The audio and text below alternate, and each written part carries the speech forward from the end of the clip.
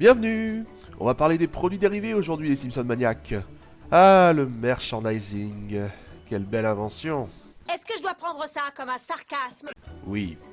Oh, ok, c'est sympa de se promener avec son t-shirt à l'effigie de son univers pop culture préféré, comme si ça nous donnait une identité. Mais la société d'hyperconsommation a atteint ses limites il y a longtemps, et déjà dans les années 60, l'artiste italien Piero Manzoni a attiré notre attention sur le sujet avec ses... Attends, t'es sérieux là? Tu vas juste faire une critique à la con du consumérisme? Pourquoi, tu crois que ça va faire chier les viewers?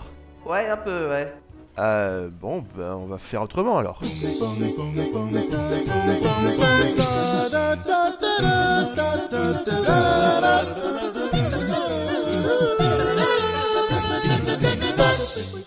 Non, je serais hypocrite de faire une critique du consumérisme, puisque j'ai des centaines de DVD et Blu-ray chez moi, entre autres. Après, purement au niveau des produits estampillés Simpson, il faut que je vous avoue une chose, bah j'en ai pas tant que ça. J'ai certes toutes les saisons en DVD, et ça fait beaucoup de choses, mais ça n'est pas vraiment un produit dérivé, c'est la série en elle-même. Donc actuellement, je n'ai que 7 trucs. Un CD, une figurine, un t-shirt, un livre, des verres et 2 trucs dont je reparle plus bas. C'est pas rien, mais c'est loin d'être la collection du siècle. Je sais que certaines personnes ont des collections de malades et c'est cool. Il faut dire que tout ce qui est produit dérivé de la série, c'est assez énorme. Plus de 500 compagnies dans l'histoire ont commercialisé du merchandising Simpson. Il y a ce qui est évident, les figurines, les vêtements, les décorations, les pluches, les accessoires, les comics, les jeux vidéo... Bon, pour ces deux derniers, comme il y a beaucoup de choses à dire, je pense qu'ils auront droit à leur propre épisode un jour. Ouais, on sait, merci. Connard. Il va nous faire le coup combien de fois? Ce qui est sûr, c'est que les produits dérivés Simpson ont été un hit immédiat aux USA. Cela dit, c'est arrivé si vite que, naturellement, la Fox n'était pas forcément prête à ça et ça a un peu patiné au démarrage, avec notamment un mauvais contrôle des contrefaçons. Et les problèmes des fabricants de jouets qui avaient plutôt l'habitude de vendre des trucs comme les Tortues Ninja ou la bande à Picsou, et hésitaient à vendre du matos d'un programme enclin à la controverse, même critiqué par le président, tout ça. Mattel, qui a été un des premiers fabricants à avoir vendu des figurines, en a sorti 11 en 90. Ça s'est pas aussi bien vendu qu'ils espéraient, ils ont annulé la deuxième et ciao. Visionnaire.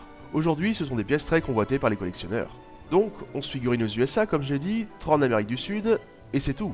Heureusement, aujourd'hui, des figurines Simpson, on en trouve partout, mais surtout à l'époque, plein de trucs n'arrivaient pas jusqu'à chez nous. Du genre le magazine Springfield Illustrated, publié de 91 à 93, ou encore les CD. Depuis quelques années, ok, on les trouve ces CD, mais à une époque c'était limité au marché nord-américain et quelques autres pays comme la Grande-Bretagne. Et pourtant c'était des succès, donc ils auraient pu tenter le coup d'élargir leur marché. Les Simpsons chantent le blues, sorti en 90, a atteint la 3ème place des charts US. The Batman a été numéro 1 en Grande-Bretagne durant 3 semaines. Malgré ça, on a mis du temps, mine de rien, en France, à avoir des CD Simpson facilement trouvables. Mais donc aux USA, c'est open bar, hein. Du coup, certains ont flairé les bifetons, naturellement. Et résultat, qui voilà? Tracy Ullman, tiens. Début 91, la voilà qui réclame 7,5% des profits sur les divers produits dérivés des Simpsons. Elle et Kenneth Estin, le co-créateur du Tracy Ullman Show. Ils réclament chacun 7,5%, hein, c'est pas à se partager. Elle estime qu'après tout, les Simpsons ont été connus grâce à son émission, qui a disparu 2 ans plus tôt, donc qu'elle mérite de toucher sa part. Faut dire que si elle avait eu le droit, même 7,5% de tout l'argent brassé rien qu'en 3 ans d'existence de la série, ça représente un sacré paquet d'oseille. Naturellement, toute procédure judiciaire prend du temps et c'est 18 mois plus tard, en octobre 92, que le jugement est rendu. Je réclame 20 millions de dollars. La 20th Century Fox. La cour donne raison à... La 20th Century Fox.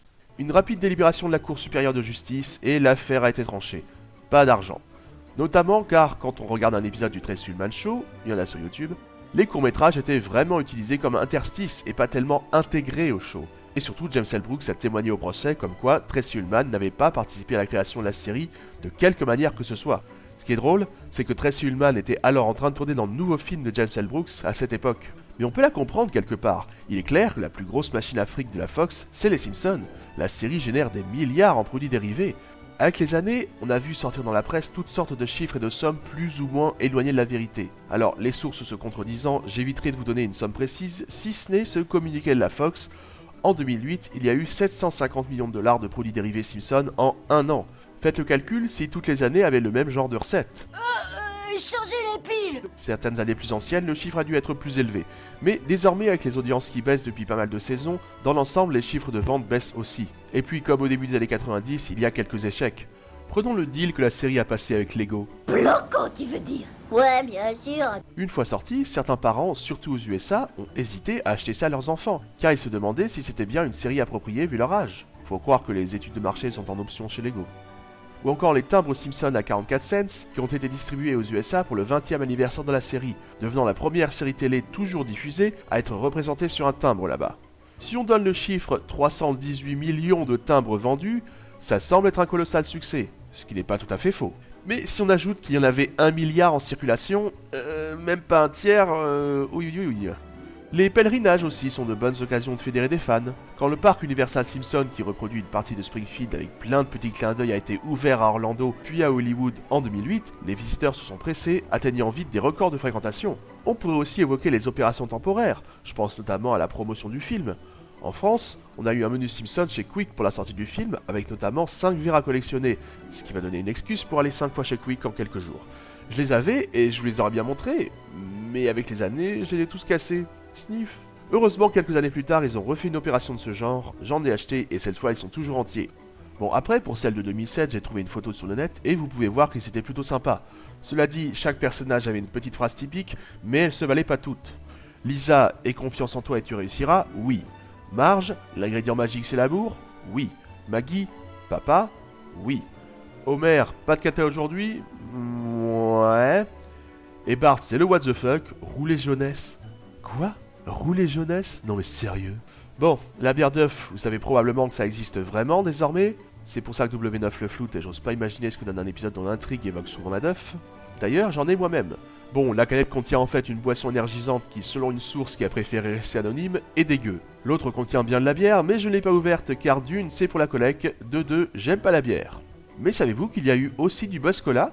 Pour l'anecdote, on notera que la marque apparaissait et était même au cœur de l'intrigue d'un film indépendant de 84, Surf 2. Mais Buzz avec 3 Z. La série aurait-elle fait un hommage? C'est possible. Quoi qu'il en soit, pour la promotion du film à l'été 2007, des véritables canettes de Buzz Cola ont été disponibles, produits par la compagnie de boissons canadienne Cod Corporation.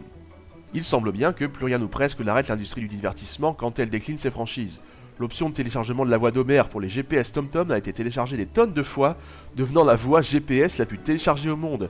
Je dois dire que passé les premiers temps qui doivent être assez marrants, je me demande si ça ne finirait pas par me taper sur le système. Il existe même des trucs comme les flippers, The Simpsons Spinball et The Simpsons Spinball Party. Et je parlais des figurines tout à l'heure. Si on peut comprendre les figurines de la famille et certains personnages secondaires, le plus fou dans l'histoire, c'est que depuis quelques années, il en existe pour les fans avec un grand F, quitte à aller chercher dans des personnages... jugez vous-même. Oui, il y a le superintendant Chalmers, oui, il y a Wendell, oui, il y a Gros Tony, les enfants peuvent donc s'amuser à jouer avec ce personnage et à mettre du plomb au pied des indices de la police. Super, non? Joyeux anniversaire, fiston! Je t'offre Brad Goodman et en prime, Smithers en vacances. Je suis désolé, je sais que tu rêvais de l'andouille qui est toujours oui, mais ils l'ont pas encore fait. Je sais. Et c'est pour ça qu'en début d'épisode, j'ai fait une critique du consumérisme à outrance comme le dernier des hippies ou des bouddhistes, parce que ça peut devenir un peu n'importe quoi à force. D'accord, Matt Groening a dit qu'il avait des limites et qu'il poserait son veto si quelqu'un voulait faire des machines à sous Simpson par exemple. Malgré tout, à trop vouloir plumer les gens, on sait ce que ça peut donner. Et puis, laissez-moi vous dire quelque chose. Quand on voit les audiences des dernières saisons de la série qui sont parfois sacrément basses sur certains épisodes, certains pourraient se demander pourquoi la série dure. Futurama et les Griffin ont été virés de la Fox en leur temps avec des bien meilleures audiences que ça, même si, certes, aujourd'hui avec Internet, les audiences de la télé sont en baisse globale. Tout de même, moins de 3 millions pour certains épisodes, c'est un peu plus du double qu'une bonne soirée prime de W9, qui ne passe que des rediffs dans un pays 5 fois moins peuplé. Et ben il y a une raison simple, les produits dérivés. Ça rapporte modérément pour Futurama ou les Griffin, du moins en comparaison.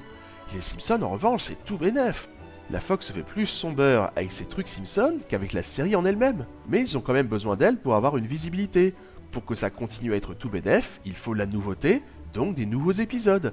Pour la Fox, quelque part, c'est un cercle vertueux. Donc à ceux qui pensaient que le bon vieux concept « on fait une série pour vendre des goodies » était surtout destiné aux séries pour bambins, eh bien, repensez-y. Allez, bisous les Simpson maniaques, on se retrouve pour le prochain épisode qui sera moins engagé et moins brûlot, promis.